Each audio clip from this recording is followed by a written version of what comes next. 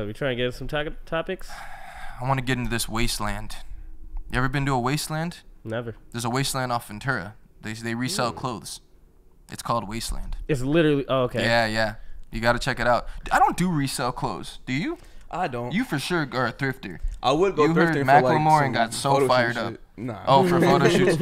Yeah, That for makes sure. sense. Get some hella cheap shit. But I feel like the energy is like left. It's residual on somebody's clothes. Like, what if somebody died in this shirt and I'm just over here wearing it? That's just weird What to if me. you get skin disease? Yeah, I don't know. They might have Disgusting. eczema. That might wear off on me or something. Eczema might be contagious now. Who knows? Yeah, you I'll never know. probably What go if there to smallpox or monkeypox is on the shirt? It Or could be on all COVID? type of shit. Exactly. See? Science. Look at us. Science. Look at us. Growth.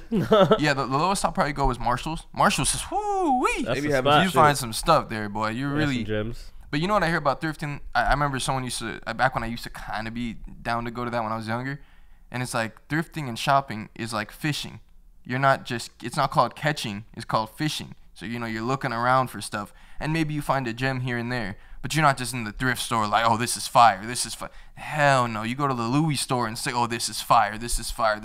Not no thrift store. You got to really look. Every time I've been to a thrift store, they always have a weird ass smell. Even if it's a Goodwill, it's just like, I'm not feeling the vibe of it. Yeah. And if it's like a little mom and pop thrift store, I really don't want to And go it's in there. unorganized, bro. Shit's Yeah. everywhere. Shit's everywhere. So like I might find some cool shit, but if I see like a cowboy hat, I'm like, oh, this is perfect for yada yada yada. All right, I'll pick it up. But All right, like, we're going to shoot a vlog going to a thrift store, and we got to just look for props for a music video. Because the Animals perfect. music video, we need a bunch of cowboy stuff. I feel like that's the only time I would be down to do that. But we might as well make some content out of it. That might be cool. that'll be fun. It makes I'll get sense to looking go cute. to a thrift store because it's like you could just buy something online and it'll be sent to you really quickly, but you're paying a certain dollar amount for Yeah. it. When you go into a thrift store, it's like you know you're gonna spend like an hour and a half in there just because you're gonna be swifting through clothes. So I feel like that part is kind of fair. Like if you're gonna sell me this fucking jacket for $4, that shit's fire. You know? Yeah, is it really that low? Okay. Bro, yeah. sometimes you Oh, can man, find we get hell all but- our props from there. but- We're going to look for a few. LA, you have to find the diamond in the roughs because a lot of the thrift stores they're like, because since it is LA, they're still gonna get a high ass price on it, you know. So I don't know. I Maybe used you to know should kids that drive used out to somewhere steal else. from Wasteland, which is kind of funny because it's already a resale store. But they like steal sunglasses and like shirts and stuff. Which They is was in- broke. They was broke. I guess. It's like stealing from a Goodwill would be wild. Oh yeah, that's not. All right, but now on to the actual Wasteland. It's Brent Faiyaz's new album, and that's pretty much the extent of my information. I didn't. Well, actually, what do y'all think? Y'all heard the album? I feel like you guys have heard it more than I have, because everything y'all heard when we were in here, that's all I heard. Hearing it from front to back, I enjoyed it, and I enjoyed nice. I enjoyed the skits that were on it. I didn't find any songs where I would download. That's always like a criteria. For me. It's like how many songs do you download. But like I was fine with the album. I liked it way better than Drake's shit. I think it was way better. Drake's verse on there was nice. His I like the verse was features that fire. he had. I think the pacing of the album was pretty cool too. A lot of singing, which is normal for Brent. I really don't have anything good or bad to say about the album. They was I'm killing it on the Joe indifferent Budden about pod. it. I'm like, man, this must be the worst album ever or something. I think they were being pretty biased about it, honestly. Yeah, just talking from what I read about the comments about how Joe always be hating on Brent Faiyaz this shit when it comes out, but loves Lucky But Day. hey, but Parks was also not fucking with it. But they were both saying like a lot of stuff just sounded out of like the pitch was off. I think he was- Parks is kind of like a yes man to Joe a lot of times. Let's be honest. I don't know, bro, because I hear that narrative, but then I'm always watching and I see when they disagree, and then I'm like, nah, I can't give it that one because he could have easily agreed.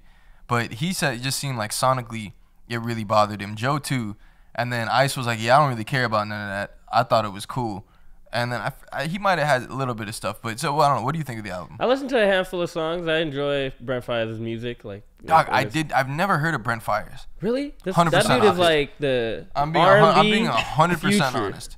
Yeah. R&B R&B. future. Well, that's why. Because it's the R&B future. Because he makes like hella toxic music. Uh, But it's also like music that you could probably be with your girl just chilling and you guys are just maybe smoking or something. You could just have it on. And it's that type of music. It's a vibe, you know? And then like if you guys hear something, you'd be like, damn, that's some toxic shit. But I enjoy his music and I need to give the album a little bit more of a listen. I really like that Drake the Drake track. Yeah, you don't have to give that another listen. You know, I kind of like Drake's verse. Might have to give it another listen. He released that shit was killer. He released it such a long time ago, that Drake song between them. Yeah, okay, I know. I heard it. He has that one bar at it. Drake, he's like, you're fluent in passive aggression. That's why you're acting dismissive. And then he's like, something. And he's like, it would require you to actually listen. Yeah, bro, that bar is so hard. I gotta just keep listening to that. The thing about Brent, like, I like Brent Faiyaz's music, but there's something missing about him to where, like, I'm not excited about his projects. Like, I didn't like some of the singing that I heard, bro, to be honest. Like what is it, like, too much of? Not his lead, but, like, when he'd have, like, all the layers and stuff, it seemed like the lead of that layer I kind of saw what Parks was talking about, but I feel like I might have to listen more to fully understand. But certain ones like that, it wasn't the most sonically pleasing to my ear. But also, I'm not a huge R&B guy, and also I'm not the biggest like know who's dropping and know all these artist stuff because I'm busy trying to like make content than listen to everyone's shit. So, but I've kind of felt like that about all his previous works. Like I'll kind of how many albums does he have? I really don't know to say on a factual level, but I've been listening to him for a few years. I think he has 3 on Apple. 3? Okay, 3 studio albums. So like I've put people on the Brent Faiyaz before, like, but I'm not a big fan. Like I have like a few songs. You be playing him in the car? Like have I heard him in your car? You think? You probably heard him in my once car. or twice. Maybe once or twice. Probably like on a shuffle or something like that. I was always a cool call, like maybe 2 or 3 years ago. But there's something missing about his whatever he does. Like, I don't know what it is yet. I can't put my finger on it. But like anytime I start listening, like clicking through songs, like I don't know if it's the beats. I don't know what it is yet, but it's something that's not like where I click on his name when I hear some shit come up. Like Saunderson was fire. Lost, some of that was fire. What about Ghetto Gatsby? See, I haven't even paid attention to that shit. Like it's like certain stuff.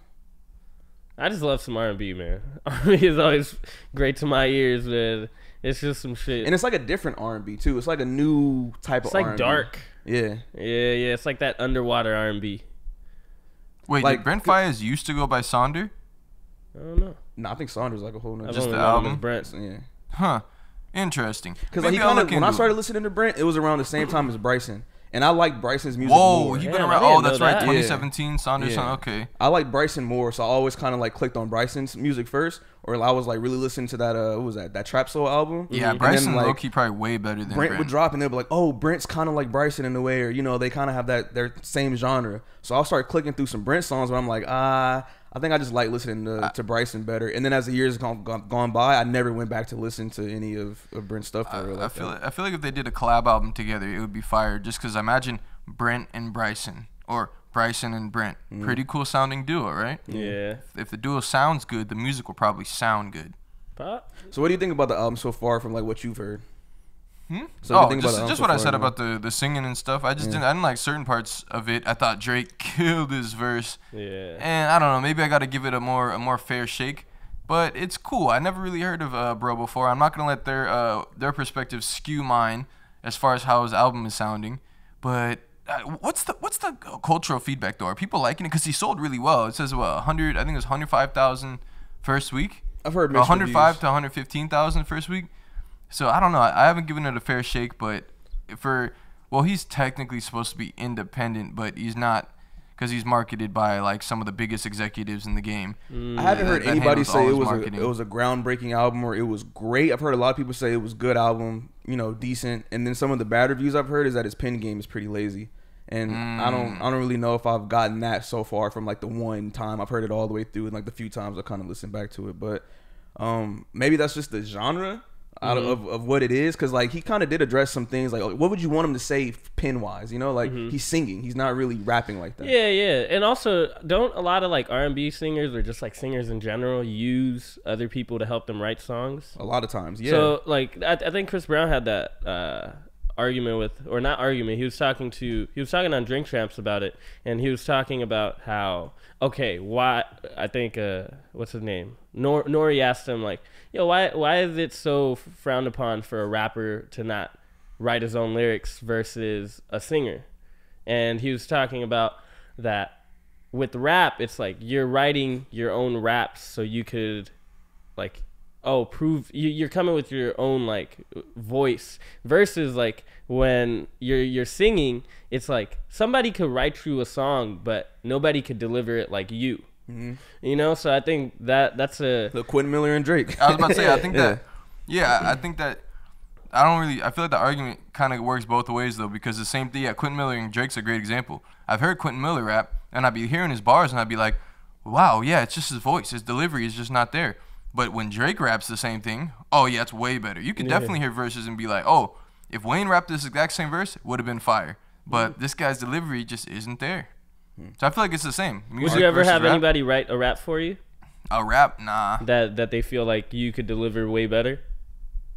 Nah, probably not. I would be okay for like writing rooms, writing when they get in writing rooms, they'll have like ideas they want to bounce around, and then everyone's like working on the same thing. Also, so other people talk about when you get that level in the industry, it's like a huge group effort because everyone's trying to. You're talking about Grammys at that point, like. So everyone's in on Drake's album, like, oh yeah, I helped out and I worked on it. Like Kanye, so many rappers are in there. You don't know if they're just laying down stuff for him to use, or that he might say, nah, let's keep that on there. You sound good with that. So I don't know. It's a different level. But right now, no, because I don't even think I wouldn't even trust no one like that. I don't know. I'm not in any rooms where people are like solidified, amazing writers who've written for all these people who are like, man, your sound is amazing. Let's work on some stuff. I'm not even close to that point. So like, who would I even trust with that shit? Like, Alvy's like, yo, I'm gonna write you the song. Yeah, like, I'm trust like, me, no, dog. like, I'll write this rap for you that I've been working on for a minute. Yeah. And, you know, you can just deliver it. Like Alvy and I, we wouldn't like write for each other, but there's times where we'll be like thinking of a bar and the other one's, oh, say that, bro. That for sure is the one. Like, you think of the next rhyme from, or like, if we're like with this one we just cooked up this week, we're going back and forth on the hook, like. If you're going bar for bar and like you say 2 bars, they say 2 bars, that's obviously going to be a collaborative effort. I'm not. Otherwise, it's almost like hating. Like if you give the bars, the next one's thinking of some bars and you're just silent. Like, so what you like? Nah, bro. It's like yeah. I feel if you came in like that, that's hard. We go back and forth. That's different. You're like we're sculpting out a song together. But just someone. Actually, someone said that to me though. One time, someone DM'd me writing me bars. Someone from our high school. I forgot who it was, but he's stupid. I definitely remember it though. But he was like, hey, bro. You could keep these if you want, dog. And he just sent me all these random bars out of nowhere.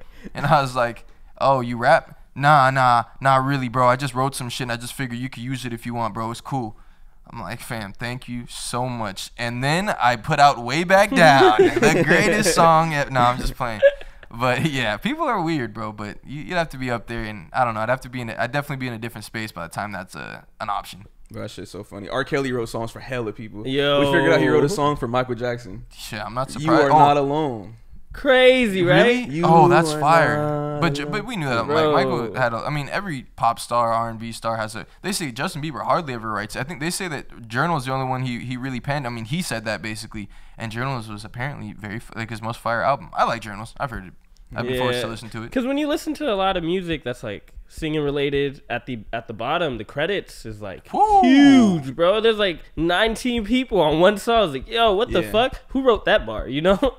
I think it's kind of harder to judge this album because I haven't heard all of his other albums from front to back. So like I don't Brent Faiyaz. Okay. So like I don't know where he is as an artist with his development. You know, like your first album, your second album, your third album, all gonna be different, right? They're all gonna tell a different story about who you are and where you're at in your life, right? So it's kind of hard for me to gauge if he is developing or if he has developed in like the subject matter of this album, if it makes sense like with where he's at right now. Versus like we can say that with Kendrick because we follow Kendrick's whole career. We've heard him since Section 80, even before then. Like some of the unreleased tracks that you found somebody's phone type shit, you know. And then we hear Good Kid, Mad City, To Pimp a Butterfly, Damn, and the most recent shit. So it's like we get a full picture to say, okay, I could place this against this. Bro, but you just don't listen to Brent Faiyaz. That's all you're saying. You don't listen to Brent Faiyaz. He's not one of the greatest rappers in the world like Kendrick is, and we've heard it. That's a different. It's like you see someone 3 fights in the UFC and they lose, and you're like, oh. Man, I haven't watched his career like John Jones. I didn't see him knock out Rampage. You haven't watched him. He's not well, 105 is pretty impressive though.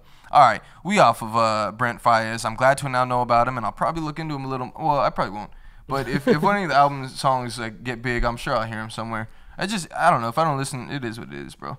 All right, Andrew Tate is is making waves. When you first told me Andrew Tate, I didn't know who you were talking about. But this guy, I love this guy. Every time he talks, bro.